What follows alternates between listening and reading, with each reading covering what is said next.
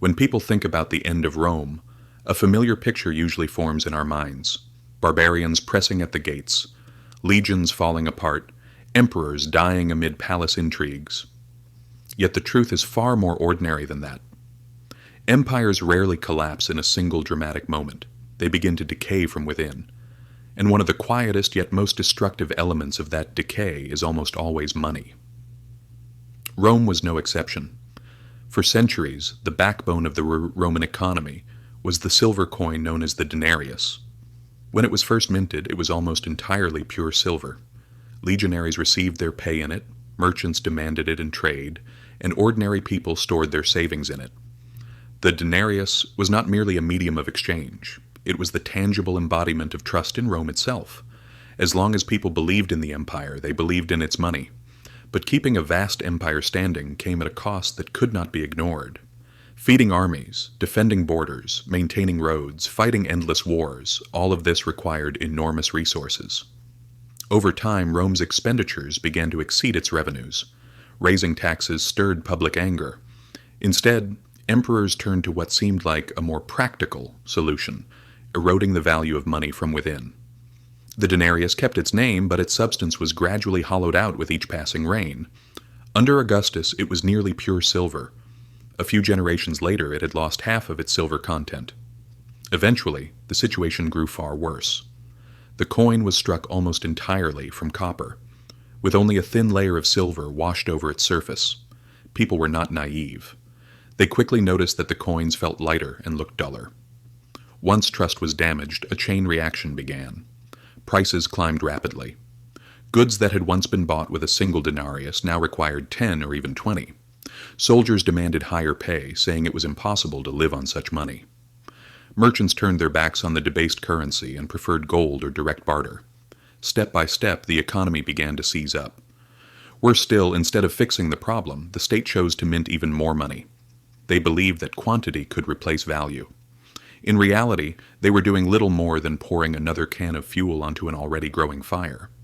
This trajectory coincided with one of the most turbulent periods in Roman history, the crisis of the 3rd century. For nearly half a century, rebellions, plagues, and civil wars followed one another in rapid succession. Emperors rose and fell within months. Yet behind all this political chaos lay a very simple fact: money no longer worked. The state tried to freeze prices, to force production to continue, and to rule through harsh threats.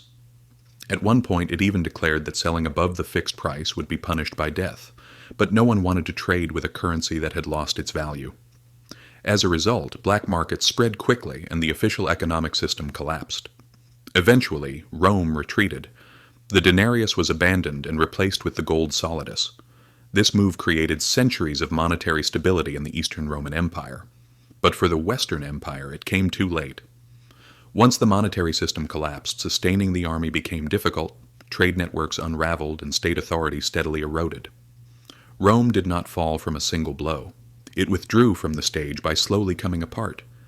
The lesson of this story feels very familiar. When money loses its value, the balance of society is disrupted as well. This is not a story unique to Rome. Centuries later, the same scene played out in Germany, in Zimbabwe, and in many other places. Governments turned to printing money to escape their debts. What initially seemed like a solution that might somehow work ultimately rendered money useless. Savings evaporated, and once again it was ordinary people who suffered the most. Is today's situation completely different? Partly, yes. But at its core, we face the same issue. Money is no longer backed by gold. The only thing sustaining it is trust. And governments, much like the Roman emperors before them, continue to push the limits of that trust.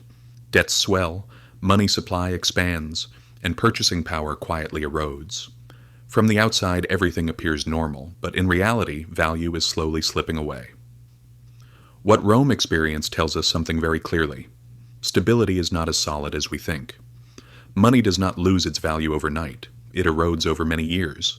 By the time people truly realize what is happening, it is often already too late to turn back. In short, Rome was not brought down solely by barbarian invasions. The real blow came from the treasury itself. And this is a lesson history has placed before us again and again. If we choose to ignore it, we will be forced to pay the price once more. This wasn't just Rome's story. Subscribe so you don't miss stories like this.